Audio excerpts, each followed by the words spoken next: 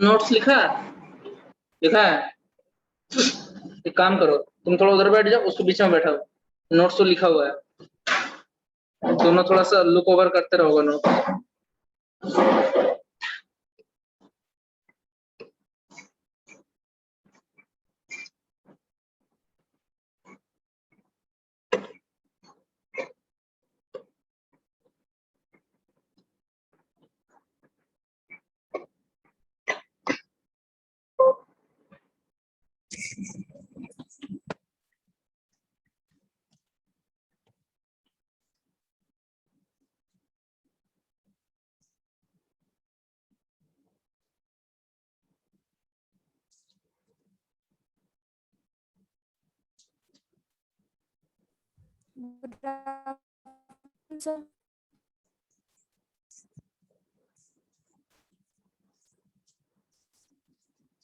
Good afternoon, everyone. Good afternoon, sir.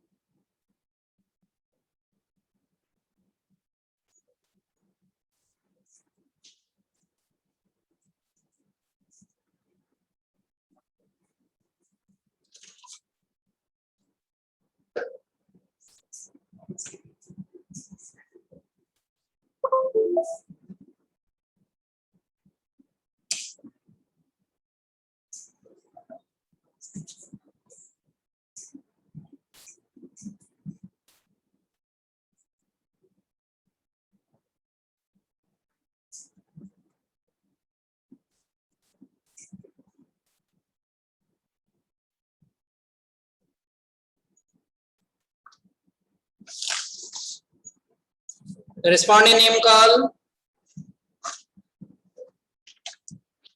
Alisa Simran. Present, sir. अभी class में हूँ, थोड़ा सा वेट करें।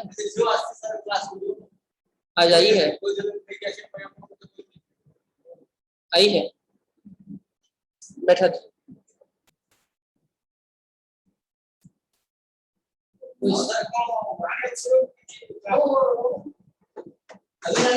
क्लास के बाद बात करें। आप आएंगे क्लास के बाद देने? हाँ तो बात कर लो। खत्म हो गया, 1 घंटा तो लगेगा कम से कम। हाँ सारा क्लास ये भी सर तो मैं 4 बजे 4 बजे 3 से 4 3 से 5 है, आज 3 से 4 है, 1 घंटा आज। आज की प्रैक्टिकल आज नहीं, 4 बजे तक। ये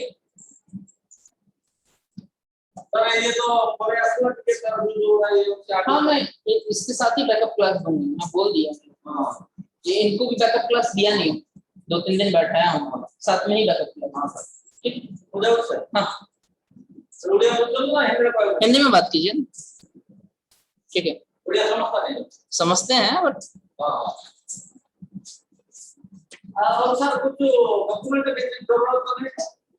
आप आइए ना, बात कर लूंगा आपसे, डॉक्यूमेंट चाहिए होगा। उनका 12th का सर्टिफिकेट का जरूरत होगा या 10th का, दोनों में से कोई एक सर्टिफिकेट देगी और आधार कार्ड देगी और एक फोटो देगी। ये फोटो सर्टिफिकेट में लगेगा। हाँ मैट्रिक सर्टिफिकेट का जेरॉक्स, एक फोटो, पासपोर्ट साइज और आधार कार्ड का जेरॉक्स। हाँ मंडे को लाने बोलिएगा, मंडे। कल क्लास नहीं है, मंडे। संडे सैटरडे छुट्टी है। हाँ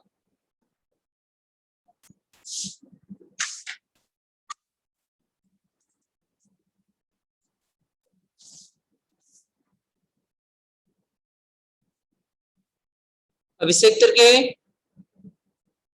Present, sir. Jayendra. Present sir. Sipra. Present, sir. Sagar Sahu. Present, sir. Ritesh Kumar, Yes, sir. Rashmita Sahu, Rashmita, Asha Bujurg, Yes, sir. आकाश कमल, Yes. Santosh Kumar Behera, Yes, sir. अपू विरसा, Present, sir. रेशमा बाग, Yes, sir. देवाशीष बारिक, Yes, sir. अजय कुमार मुंडा, Present, sir. तृप्ति सरन,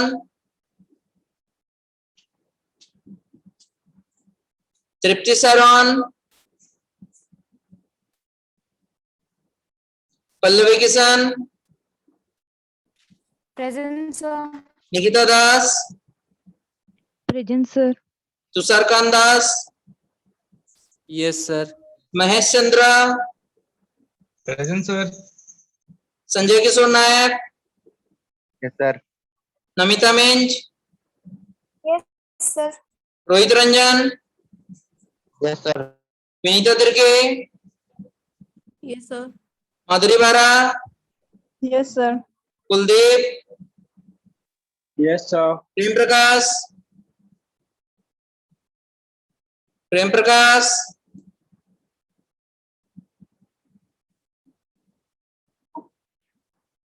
बैठ आके, बंद कर गेट, गेट बंद कर, यहाँ पे बैठो, वो स्टूल लाके बैठो, कीर्ति लाकरा, रंकिता, Yes, sir. Samira Prabha, Yes, sir. Deepika सुना, Yes, sir. काजल, Present, sir. अस्मिता मलिक, Yes, sir. यूनस,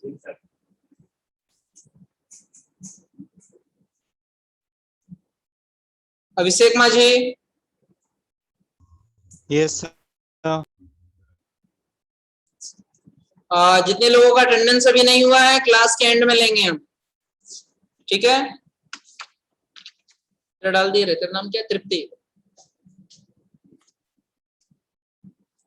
तुम देखी नहीं थे ऑफलाइन क्लास है कि ऑनलाइन क्लास है? नहीं देखी मैसेज? किसके फोन पे है तेरा व्हाट्सएप? भाई के फोन पे है। मोबाइल यूज नहीं कर रही है तो? अच्छा, प्रीवियस क्लास में मैंने इंक्रीमेंट एंड डिक्रीमेंट ऑपरेटर को पढ़ाया था। प्रोग्राम्स घर जाके चेक किए हो? तुम पहले प्रोग्रामिंग पढ़ी है? मतलब क्या 10th में 12th में? 10th में जावा सेम स्कूल में थे। 3-4 क्लासेस आप ऐसे ही ट्रायल बेसिस के लिए कीजिए, ठीक है। उसको भी मैं बोला था 3-4 क्लास करने के बाद ही फिर आगे लुक फॉरवर्ड देखते हैं क्या कितना कैप्चर कर पा रही है, ठीक है। उसके बाद जाके एडमिशन होगा, जो भी रहेगा 3-4 क्लासेस के बाद ही होगा, ठीक है। बैकअप क्लासेस देना है क्या है नहीं। आज के क्लास में हम नेक्स्ट ऑपरेटर के बारे में पढ़ने वाले हैं। नोट्स पहले निकाल दे रहा हूं मैं।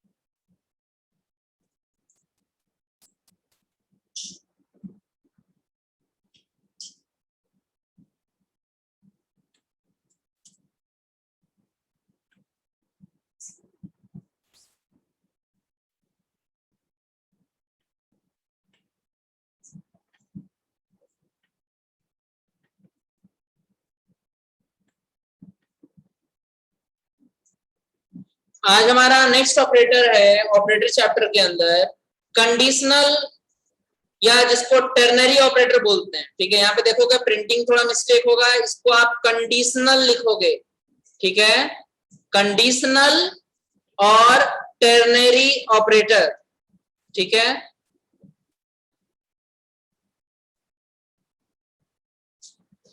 कंडीशनल और टर्नरी ऑपरेटर। अब इस ऑपरेटर का क्या काम होता है इसके बारे में हमको समझना है। प्रीवियस क्लास में मैंने जो ऑपरेटर पढ़ाया था उस ऑपरेटर का काम था बाई वन इंक्रीमेंट करना या बाई वन डिक्रीमेंट करना। आज की क्लास में जो ऑपरेटर हम पढ़ने वाले हैं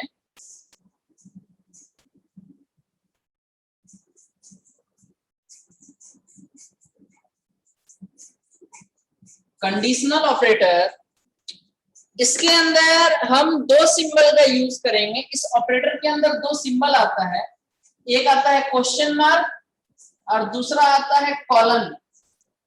ये दो सिंबल आते हैं जिसका हम यूज करेंगे प्रोग्राम के अंदर। ठीक है, अब ये कंडीशनल ऑपरेटर किस लिए होता है?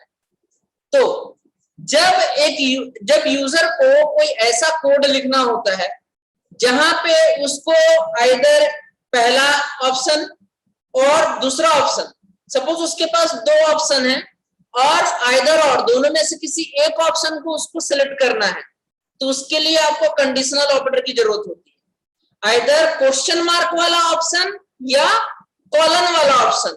ठीक है, सपोज मैं एक एग्जांपल दे रहा हूं आपको। सपोज आप एक वेरिएबल बना रहे हो और इसके अंदर आपको एक नंबर रखना है। ठीक है, एनी नंबर। ठीक है, अगर आपने जो नंबर इस पर रखा अगर वो इवन नंबर है तो आउटपुट में आपको इवन नंबर बोल के डिस्प्ले कर, आपको आउटपुट में रिजल्ट दिखाएगा इवन नंबर। और अगर आपने जो नंबर रखा वो नंबर का रिमाइंडर टू के साथ उसका रिमाइंडर 0 नहीं निकलता है तो ऑड नंबर आएगा। ठीक है, मतलब यहां पे आप कोई नंबर रखोगे, सपोज मैंने यहाँ पे 17 रखा, तो आपको दोनों में से कोई एक ही दिखाएगा। ठीक है, आइदर और, तो आपको ऑड नंबर बोल के डिस्प्ले करके देगा। ठीक है, तो ये जो ऑपरेटर है ये दो ऑप्शन के बीच में कंपैरिजन करता है और दोनों में से किसी एक को डिस्प्ले करता है, किसी एक को प्रिंट करता है। सपोज एक और एग्जांपल दे रहा हूं, सोच लो आपने एक और वेरिएबल प्रोग्रामिंग कोडिंग के अंदर आपने एक कोडिंग किया जिसमें आपने एक वेरिएबल लिया जिसके अंदर आपको किसी भी पर्सन का एज इनपुट करना है। ठीक है, अगर उसका age greater than equals to 18 होगा तो वहां पे क्या आएगा? एलिजिबल फॉर वोट, और नहीं होगा तो not eligible for vote.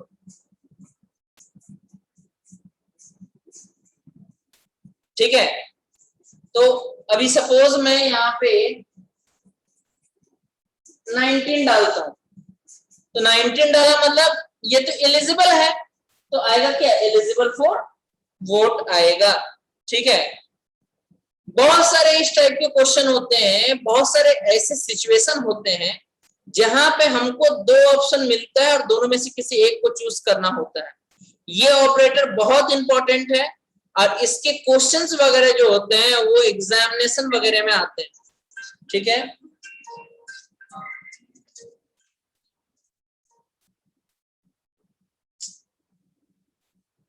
Okay, examination वगैरह में आते हैं।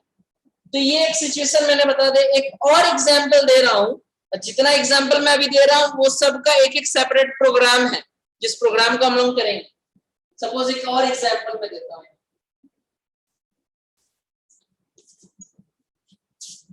सोच लो आपने अपने प्रोग्राम में एक वेरिएबल बनाया और इसके अंदर कोई ईयर इनपुट किया। ईयर मतलब 2012, 2013, 2014, 15, 16 जो भी ईयर आपने इनपुट किया,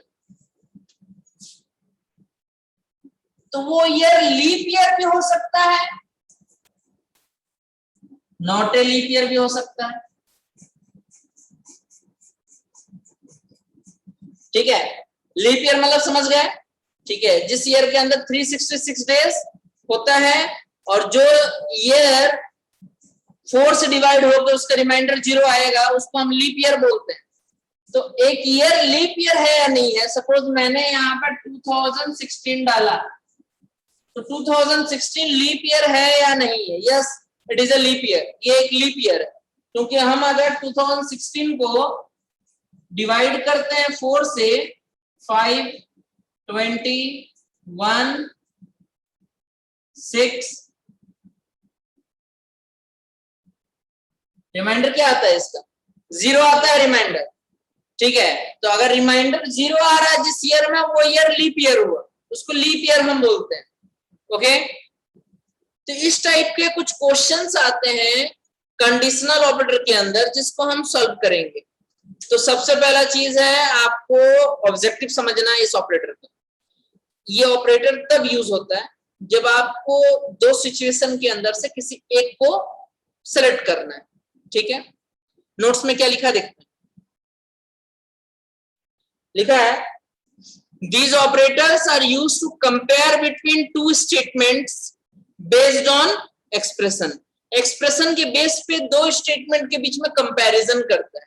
if the specified expression is true then the statement 1 will be executed।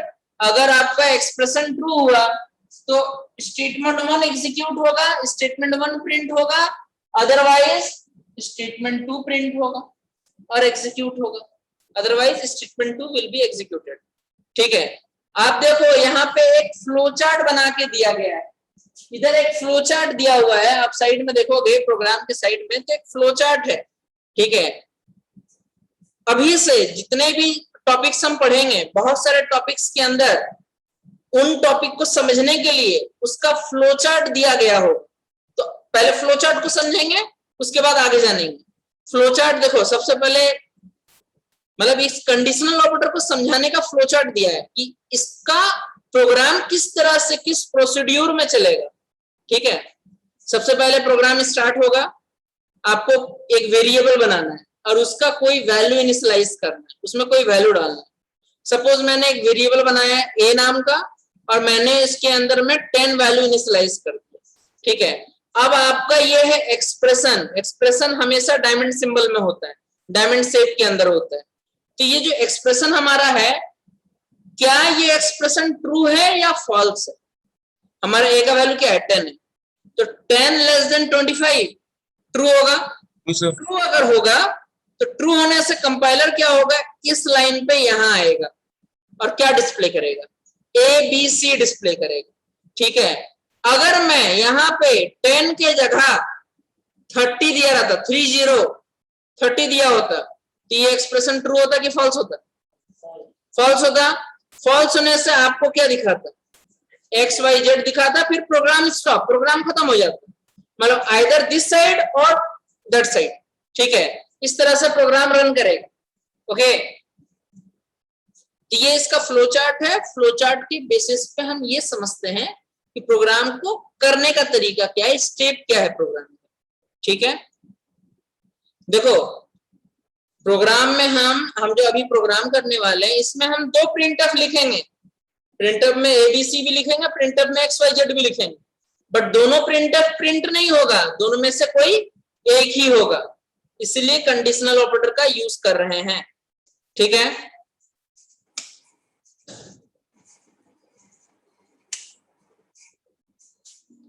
आगे देखो, कंडीशनल ऑपरेटर को अगर आपको यूज करना है अपने प्रोग्राम में तो इसका सिंटैक्स आपको याद रखना पड़ेगा। ठीक है, बिना सिंटैक्स कंडीशनल ऑपरेटर का आप यूज नहीं कर सकते हो। ठीक है, सिंटैक्स क्या है? तो सबसे पहले आपको ब्रैकेट में एक्सप्रेशन दिया होगा, फिर पहला सिंबल जो हमारा है वो क्वेश्चन मार्क वाला सिंबल दिया होगा, फिर statement 1 colon, statement 2 semicolon. Statement 1 मतलब पहला प्रिंटफ फंक्शन का एरिया, कॉलन के बाद स्टेटमेंट 2 मतलब सेकंड प्रिंटफ का एरिया, फिर सेमीकोलन देना होगा। ठीक है, आप एग्जाम्पल में देख लो कैसे लिखते हैं, लिखने का तरीका क्या है। तो पहले आपको एक्सप्रेशन देना है। ठीक है, एक्सप्रेशन आपको क्वेश्चन में ही दिया गया होगा, क्वेश्चन को समझ के आपको एक्सप्रेशन देना होगा, फिर क्वेश्चन मार्क देंगे, फिर प्रिंटफ, पहला प्रिंटफ हो गया स्टेटमेंट 1, फिर कॉलन देंगे, फिर स्टेटमेंट 2 मतलब सेकंड प्रिंटफ, फिर सेमीकोलन देंगे। ठीक है, इसको मैं आप लोगों को व्हाइट बोर्ड में समझाता हूं।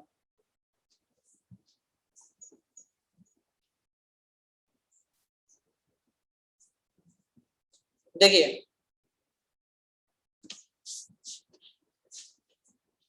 सोच लो मैं किसी प्रोग्राम में एक वेरिएबल लिया हूं ए, अभी मैं यहाँ पे क्वेश्चन मार्क दे रहा हूं, बाद में वैल्यू दूंगा। ठीक है, एक वेरिएबल मैंने ए बनाया, मैंने यहाँ पे कंडीशनल ऑपरेटर का सिंटैक्स यूज किया। सिंटैक्स हमारा क्या है? सिंटैक्स मतलब समझते हो सभी कोई? सिंटैक्स मतलब क्या? सिंटैक्स मतलब किसी भी प्रोग्राम को करने का फॉर्मेट। बिना फॉर्मेट कोई भी प्रोग्राम नहीं हो सकता। फॉर्मेट, तरीका, या जैसे बोलते हैं ना मैथ में जैसे फॉर्मूला होता है किसी भी कैलकुलेशन को सॉल्व करने के लिए, उसी तरह प्रोग्रामिंग लैंग्वेज में सिंटैक्स होता है किसी भी प्रोग्राम को सही तरीके से करने के लिए। ठीक है, तो आपको कंडीशनल ऑपरेटर का प्रोग्राम करने के लिए उसका सिंटैक्स यूज करना पड़ेगा। तो सबसे पहले हमको एक्सप्रेशन देना होगा। ठीक है, कंडीशनल ऑपरेटर में सबसे पहले एक्सप्रेशन होता है। एक्सप्रेशन क्वेश्चन के मुताबिक आपको देना होता है। सोच लो मैंने यहाँ पे एक्सप्रेशन डाला a लेस देन 10, ठीक है, फिर क्वेश्चन मार्क डाला, फिर यहाँ पे पहला प्रिंटफ मतलब पहला स्टेटमेंट जो दिया था वही लिख रहा हूं, ज्यादा चेंज अभी नहीं कर रहा हूं। एबीसी, फिर ब्रैकेट क्लोज करके कॉलम दिए, फिर एक और प्रिंटफ लिखे XYZ, ब्रैकेट क्लोज करके लास्ट में सेमीकोलन देना। ठीक है, इसे बोलते हैं स्टेटमेंट 1, इसे बोलते हैं स्टेटमेंट 2। ठीक है, अब देखो कंपाइलर क्या होगा, कंपाइलर को मेरे को a का वैल्यू देना है। सपोज मैंने a का वैल्यू दिया 12, क्या डाला? 12 डाला। अगर मैं 12 डाला हूं तो कंपाइलर जब इस लाइन पे यहां आएगा, इस लाइन को पूरा चेक करने के लिए आएगा, तो 12 लेस देन 10 ट्रू और फॉल्स? फॉल्स होगा। फॉल्स अगर होता है तो ये जो स्टेटमेंट 1 है ना, इसको हम ट्रू ब्लॉक बोलते हैं। क्या बोलते हैं? ट्रू ब्लॉक स्टेटमेंट 1 को। और स्टेटमेंट 2 जो होता है इसको ऑलवेज हम फॉल्स ब्लॉक बोलते हैं। इट मीन्स अगर एक्सप्रेशन ट्रू होगा इसको प्रिंट करेगा, अगर एक्सप्रेशन फॉल्स होगा तो उसे प्रिंट करेगा। समझ में आ गया? तो अभी मेरे 12 लेस देन 10 दिया है तो ये फॉल्स होगा। फॉल्स होने से कंपाइलर क्या करेगा? इस प्रिंटफ को प्रिंट करेगा आउटपुट के अंदर, मतलब एबीसी को स्किप कर देगा, इसको प्रिंट नहीं करेगा। समझ में आया? अगर मैं यहाँ पे a का वैल्यू 2 दिया रहता, सोच लो a is 2, ठीक है, a का वैल्यू अगर 2 दिया होता तो 2 लेस देन 10 सही होता, ट्रू होता, तो ट्रू एरिया को प्रिंट करता, ट्रू ब्लॉक के अंदर जाकर प्रिंट करता, एबीसी को दिखाता। ठीक है, आई होप आप लोगों को समझ में आया होगा ये कंडीशनल ऑपरेटर का कॉन्सेप्ट क्या है। बहुत ही सिंपल। ठीक है, आइदर और, दोनों में से कोई एक ही प्रिंटफ को दिखाए। समझ में आया? किसी को कोई डाउट है ऑनलाइन में जितने लोग क्लास कर रहे हैं? सर वहाँ पे जो एबीसी लिखा हुआ है वहाँ पे ट्रू फॉल्स लिखेंगे ना? क्या बोल रहे हैं संतोष? सर वो जो प्रिंटफ में एबीसी लिखा हुआ है वहाँ पे एबीसी लिखा रहेगा कि ट्रू फॉल्स ऐसे कुछ लिखा? ये क्वेश्चन के हिसाब से लिखा रहेगा। अभी क्वेश्चन में बोलेगा इवन नंबर ऑड नंबर लिखने के लिए, तो आपको एबीसी की जगह इवन नंबर, उधर ऑड नंबर लिखना पड़ेगा, वो क्वेश्चन के मुताबिक होगा। ये तो खाली एक एग्जांपल दिया हूं। ठीक है, ट्रू फॉल्स नहीं लिखना है, क्वेश्चन के मुताबिक लिखना है। क्वेश्चन करोगे तो पता चल जाएगा। दोनों ट्रू कैसे होगा? हर्ष,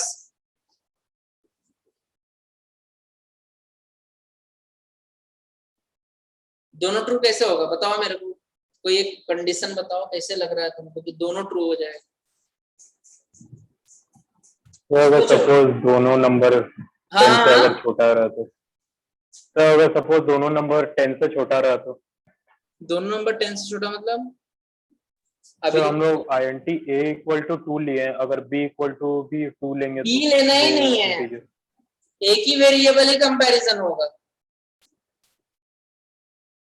समझा? Okay sir. मतलब देखो कोई ये जो ऑपरेटर ना इसका एक स्पेशल क्वेश्चन है, ऐसा नहीं है कि अपने मुताबिक हम क्वेश्चन भी बना देंगे, नहीं। ठीक है, यहाँ पे एक वेरिएबल ही, यहाँ पे जो होगा एक ही कंपैरिजन होगा, यहाँ पे दो वेरिएबल से दो कंपैरिजन नहीं होगा। अच्छा चलो मैं यहाँ पे एक एग्जांपल दे रहा हूँ आप लोगों को, ठीक है। एक और एक क्वेश्चन पूछ रहा हूँ, किससे आएगा बताना मेरे को, किस मतलब किसको आएगा आंसर बताएगा कौन। सोच लो मैं यहाँ पर 10 देता हूँ, ए का वैल्यू 10, तो यहाँ 10 होता, बताओ क्या प्रिंट करेगा, एबीसी करेगा कि XYZ करेगा? Sir XYZ।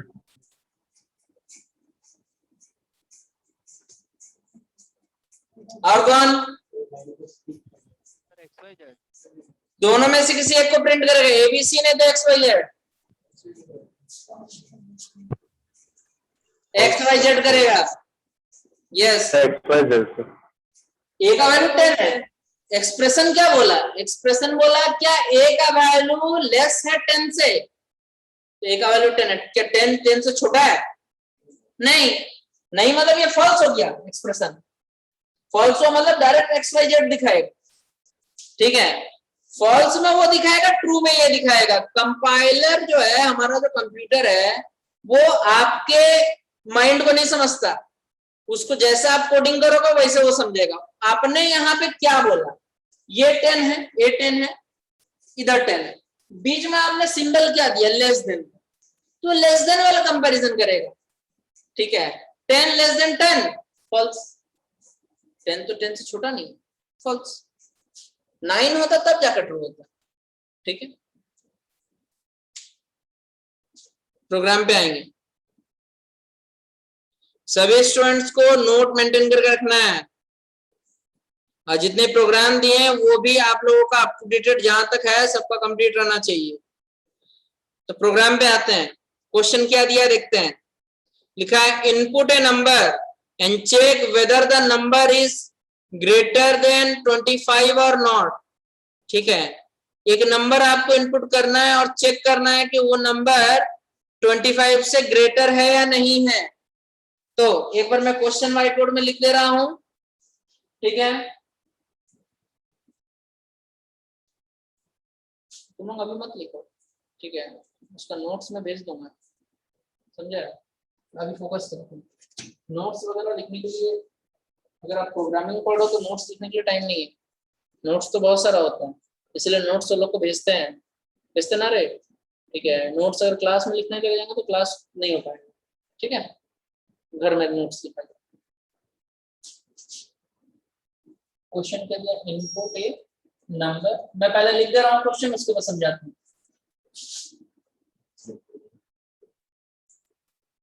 And check whether the number is greater than 25 or not.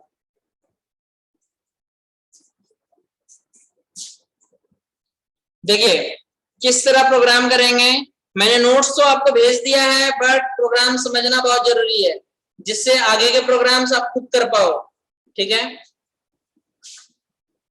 सबसे पहले किसी भी सी प्रोग्रामिंग को करने के लिए उसके जो सिंटैक्स होते हैं, स्ट्रक्चर होते हैं, उसको लिखना जरूरी होता है।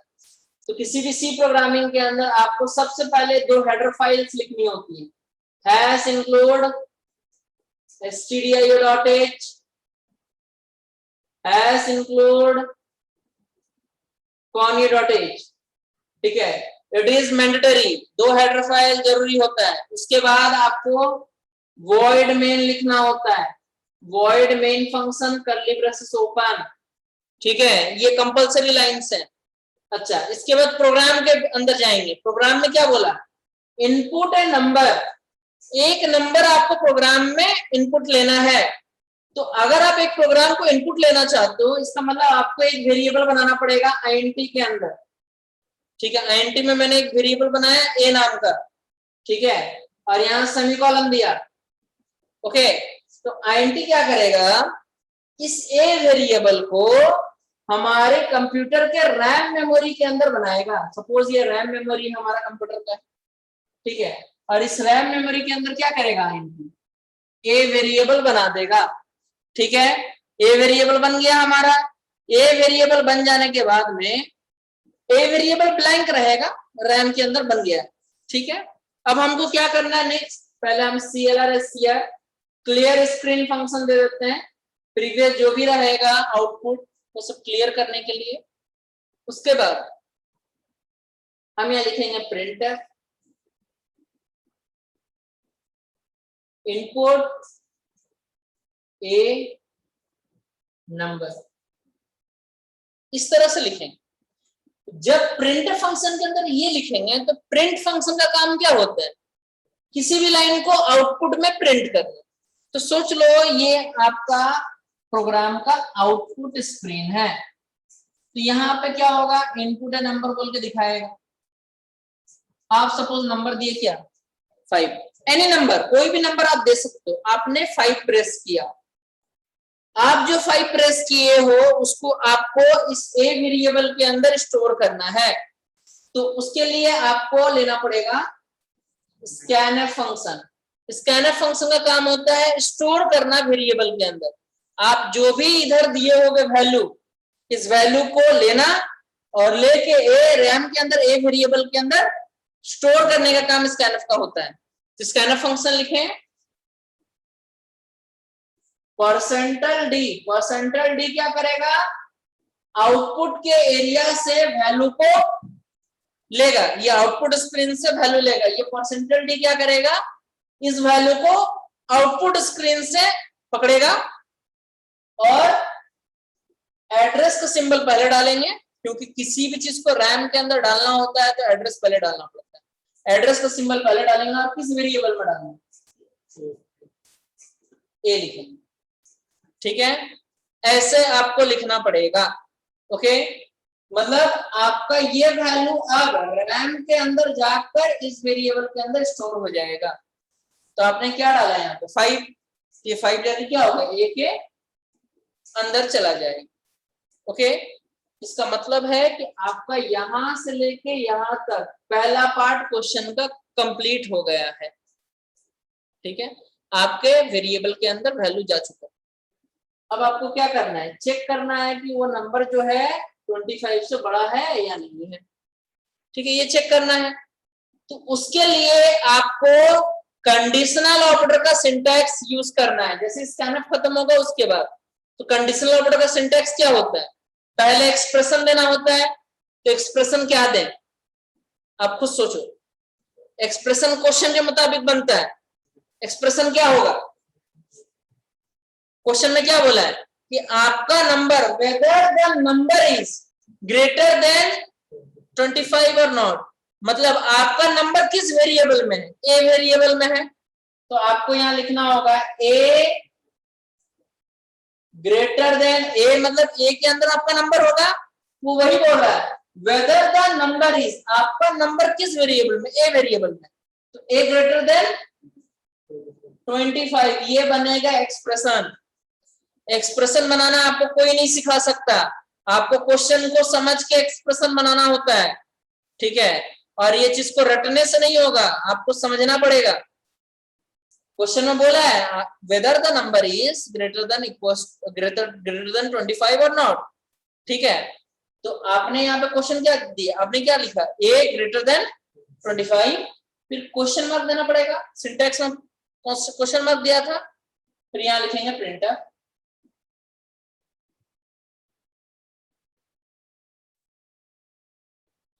value of a, value of a is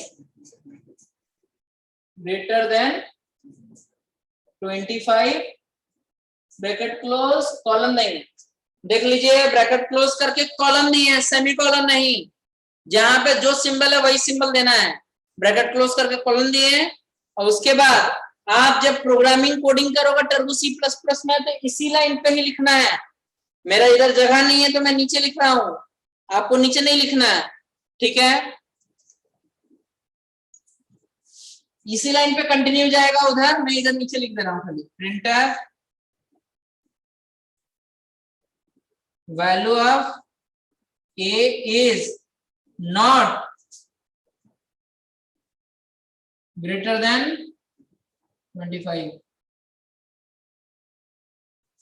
ठीक है, इतना नंबर नहीं भी लिखते हो तो greater than 25, not greater than 25 ऐसे भी लिख सकते हो। A is greater than 25, A is not greater than 25। ज्यादा अगर वैल्यू ऑफ को हटा दोगे तो भी चले। ठीक है, उसके बाद हम गेट सीएच फंक्शन डालेंगे, प्रोग्राम क्लोज कर देंगे। Get CH function, program close. ठीक है, ओके। तो ये हो गया आपका प्रोग्राम। इस प्रोग्राम को मैं स्क्रीन पे टर्बो C++ के अंदर भी रन करके दिखाऊंगा आपको कैसे करना है प्रोग्राम। पहले समझते हैं इसको। ठीक है, सबसे पहला चीज समझना जरूरी है प्रोग्राम। हमने एक वेरिएबल बनाया a, ठीक है, रैम के अंदर a बना। हमने यूजर को बोला आपको कोई नंबर डालो। यूजर जो भी नंबर डालेगा वो आउटपुट स्क्रीन में डालेगा। आउटपुट स्क्रीन से रैम के अंदर ले जाने के लिए हमने स्कैनफ फंक्शन का यूज किया, जिससे ये 5 चल गया किसके अंदर, a के अंदर। उसके बाद मैंने ये एक्सप्रेशन डाला, और इस एक्सप्रेशन के अंदर मैंने ये डाला कि आपका जो वैल्यू है, आप जो भी डाले हो, क्या वो वैल्यू 25 से बड़ा है? ट्रू होगा कि फॉल्स होगा? 5 ग्रेटर देन 25, फॉल्स। फॉल्स होने से आपको क्या डिस्प्ले करेगा आउटपुट में? यहाँ पे आउटपुट में दिखाएगा value of a is not greater than 25। ये आपका आउटपुट है। ओके, अगर मैंने इनपुट नंबर के टाइम पे यहाँ पे 5 की जगह सपोज 30 डाला होता, स्कैनफ a के अंदर क्या रखता है? 30। कंपैरिजन किस वैल्यू से होता है? 30। तो रिजल्ट क्या आता है? a is greater than 25। समझ में आया? सभी स्टूडेंट रिस्पॉन्ड कीजिए टेक्स्ट पे, समझ में आया कि नहीं? जितने लोग ऑनलाइन में कनेक्टेड हैं रिस्पॉन्ड करें। बहुत ही सिंपल प्रोग्राम है, आपको समझना जरूरी है।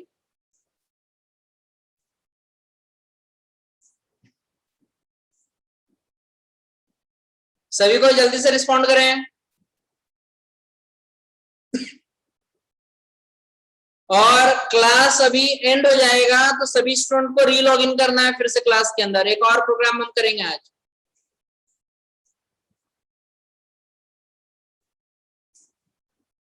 ठीक है, क्लास एंड हो जाएगा तो री लॉग इन करना है सभी स्टूडेंट को, और एक प्रोग्राम समझना है।